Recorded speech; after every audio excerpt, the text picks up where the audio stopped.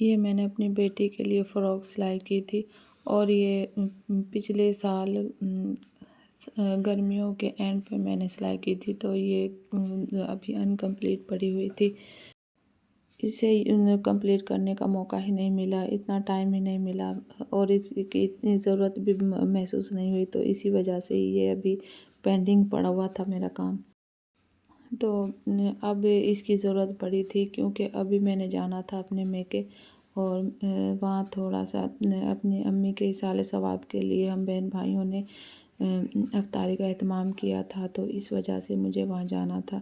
تو اسی وجہ سے سب بچے بھی میرے ساتھ جا رہے تھے، تو اس کی ضرورت محسوس ہوئی، تو میں نے کہا کہ چلو یہ کام بھی نپٹا لیتی ہوں۔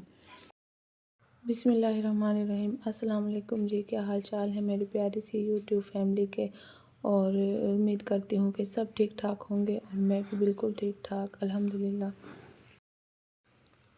یہ فی الحال کے لیے میں مرر کو ویسے گلو کے ساتھ لگا رہی تھی، اور پھر اس کو سارے مرر کو میں نے سوئی کے ساتھ اچھے طریقے سے فکس کیا تھا، کیونکہ اگر سوئی دھاگے سے فکس نہ کرتی تو انہوں نے اتر جانا تھا۔ تو گلو چاہے جو مرضی بھی ہو، جب تک سوئی کے ساتھ فکس نہ کریں تب تک مضبوطی والا کام نہیں ہوتا۔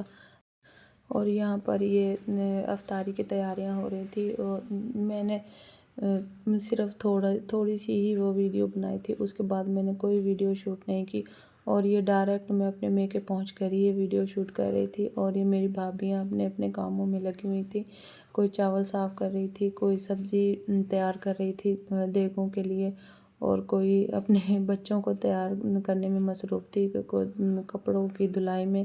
اور یہاں پر یہ دیگوں کا سامان ریڈی ہو رہا تھا، جو بھی مسالہ دیگوں میں ڈالا جانا تھا وہ یہاں پر ریڈی ہو رہا تھا۔ میرے بھائی بھی لگے ہوئے تھے، اور جن بھائی صاحب نے دیگ بنانی تھی وہ بھی ساتھ میں لگے ہوئے تھے، اور سب اس طرح مل جل کر کام کر رہے تھے۔ اتنا زیادہ لمبا چوڑا کام تو نہیں تھا، 2-3 دیگیں ہی بنانی تھی، تو سبھی اپنے اپنے کاموں میں مل جل کر لگے ہوئے تھے، اور اسی طریقے سے بہت اچھے طریقے سے سارا کام نپٹ گیا۔ اور یہاں پر تھوڑی سی میں نے یہ ویڈیو شوٹ کی تھی دیگوں کی۔ اچھا، یہاں پہ یہ دیگیں پڑی ہوئی تھی، سارا سامان بھی ان کے اندر ہی تھا، اور یہ ساتھ بیلچا بھی رکھا ہوا تھا۔ تو میں نے جن بھائی صاحب نے دیگ بنانی تھی میں ان سے پوچھ رہی تھی کہ یہ بیلچا کس لیے رکھا ہوا ہے، تو کہنے لگے کہ باجی یہ آگ کو ادھر ادھر کرنے کے لیے ہم نے رکھا ہوتا ہے، کیونکہ آگ کو الٹنا پلٹنا بھی ہوتا ہے۔ تو یہ اندر کے مناظر میں آپ کو دکھا رہی تھی کہ میری بھابیاں کپڑے وغیرہ دھو کے انہوں نے ڈالے ہوئے تھے، اور یہ ہیں جی اندر کے مناظر۔ اگر ویڈیو پسند آئے تو ویڈیو کو لائک، شیئر اور ایک پیارا سا کامنٹ ضرور کر کے بتانا ہے کہ میری ویڈیوز آپ کو کیسی لگتی ہیں، اور اگر چینل پر نئے ہیں تو چینل کو ضرور سبسکرائب کر کے اور بیل آئیکن کو پریس کر کے جائیے گا۔